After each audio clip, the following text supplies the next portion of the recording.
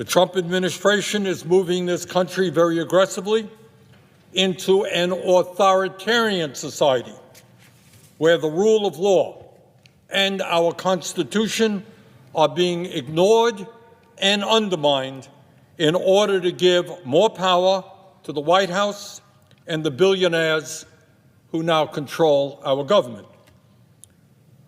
The Trump administration is moving this country very rapidly toward a kleptocracy, where the function of government is not to serve the needs of ordinary people, but to enrich those who are in power. Mr. President, I think that today is a very good day to recall what one of our great presidents said at Gettysburg in November of 1863.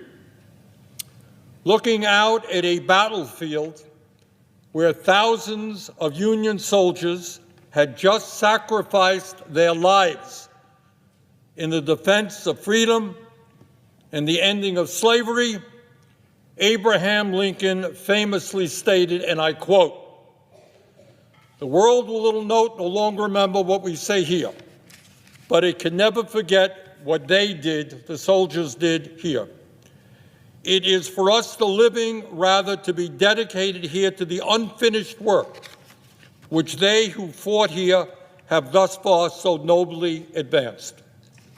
It is rather for us to be here dedicated to the great task remaining before us, the great task remaining before us, that from these honored dead we take increased devotion to that cause for which they gave the last full measure of devotion, that we here highly resolve that these dead shall not have died in vain."